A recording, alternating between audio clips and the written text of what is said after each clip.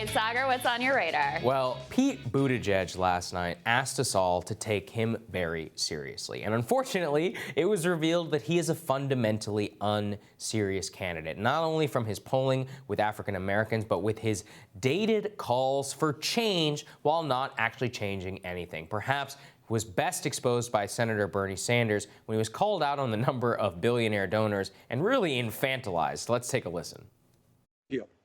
My good friend Joe, and he is a good friend, he's received contributions from 44 billionaires. Pete, on the other hand, is trailing. Pete, you only got 39 billionaires contributing. So, Pete, we look forward to you. I know you're an energetic guy and a competitive guy to see if you can take on Joe on that issue. Whew, that is brutal. First of all, you can see Biden's face and be like, are you sure it's not 46 millionaires?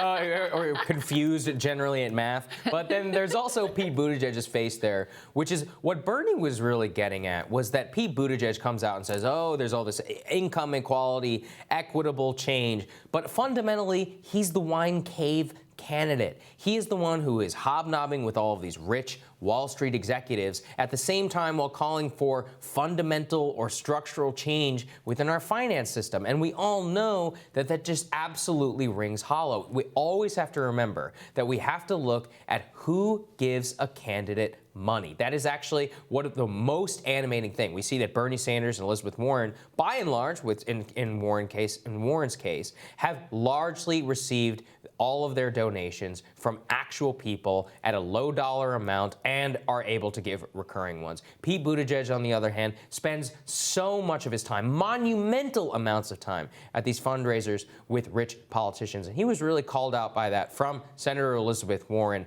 on fundraising and challenged to the idea that you can hold these big dollar fundraisers and still try and call for change at the same time. Let's take a listen. So the mayor just recently had a fundraiser that was held in a wine cave full of crystals and served $900 a bottle wine.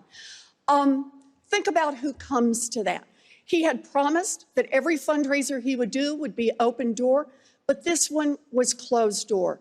We made the decision many years ago that rich people in smoke-filled rooms would not pick the next president of the United States. Billionaires in wine caves should not pick the next president of the United States. Mr. Mayor, your response.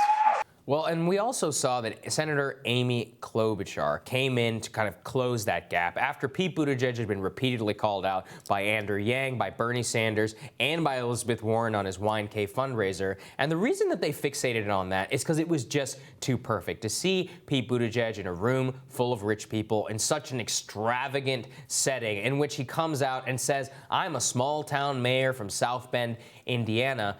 What also really rang hollow was his defense. He was saying, I'm the only person up here who's not a millionaire. Now, let's be clear. I mean, being a millionaire doesn't necessarily disqualify you from wanting to preclude a candidate from accepting big dollar donations. And it also matters, I think, and something I've talked about here on the show, about how you make your money. If you make your money from selling a book, I think it's very, very different than making tens of billions of dollars through financialized transactions. But Amy Klobuchar, of all people, brought it down to Pete's fundamental electability and his experience. She did an excellent job. Let's take a listen.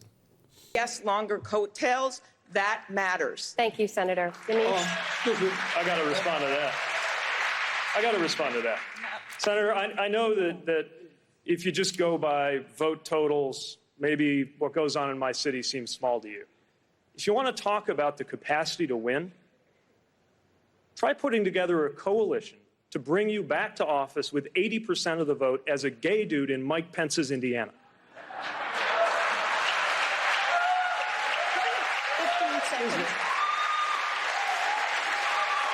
Again, I would, Mayor, if you had won in Indiana, that would be one thing. You tried and you lost by 20 points. Fact check, he actually lost by 25 points. He basically pulled the identity card out of his pocket and she smacked it out of his hand. And the reason that that matters is because what Amy Klobuchar, and look, I'm not, a big Amy Klobuchar defender here, at least was trying to say was that she's actually run for statewide office in a relative Trump district or in a relative Trump country like Pete Buttigieg, except she actually won a statewide race. And what she was getting at is that so many of the other people on the stage have well-defined records, have a proven ability in order to get a lot of things done, or they have some zany ideas which are actually resonating with people, and that Buttigieg is by and large a creation of the professional managerial class and of the media elite. And it exposed his electability canard for what it really was. So Crystal, he got absolutely destroyed last night, took so much incoming fire. I actually do think that his candidacy might be over because it's just going to shake the foundations of the Buttigieg rise in Iowa and in New Hampshire. Well, here's the thing, and you put your finger on it, is that he was exposed as a fraud. Yeah. Because he always, how many times does he bring up where I come from and South Bend, blah, blah, blah, Indiana, et cetera, painting himself as this folksy small town mayor. Well, when you juxtapose that with the wine cave, it's just so apparent that this guy's trying to sell you a bill of goods. Yeah. That's the whole bottom line here. And even in the moments where he thought he was doing well, like in that moment with Warren took on some water in that exchange too, because it's a legitimate thing to say, look, you were happy to take their money right up till you were running for president. But even in that exchange, I still think that connection of him with the wine cave, which is such a visceral, powerful, colorful, almost literary image, is absolutely devastating for him. You add that to the fact that, look, we're not Amy Klobuchar stands here. Right. I think everybody We're really knows. not. Yeah, I want everyone to know that. But she had her best night. Yeah. CNN, Crystal Liza, everybody's out saying she won the debate. She's going to get lots of positive media coverage. And there is a last-minute shuffling of, still the affluent white liberals folks going, who can we back? Who could beat Trump? Maybe it's Amy. Maybe it's Pete. Maybe it's Warren, et cetera.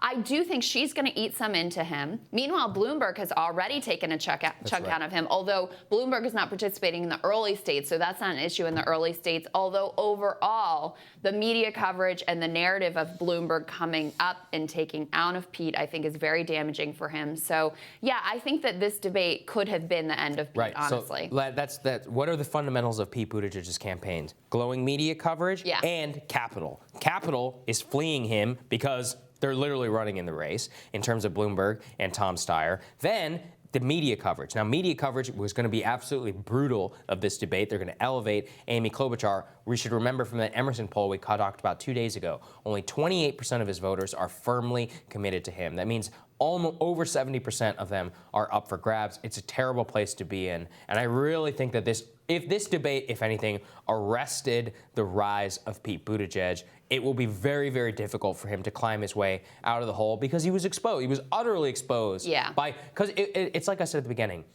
Pete asked everybody to take him seriously. Right. And they did. And that was the problem. That was exactly the problem. By the way, his talking points on money and politics are so disingenuous, and he knows better. It's all about who has access to you, who has your ear, whose ideas you're listening to. And if we can look back over the course of his campaign, the progressive ideals he started with to the corporate-approved industry talking points he landed on, I think we know what he is hearing from those donors and who exactly he's listening to. And it ain't you. All right, I'm looking forward to your radar next, Crystal.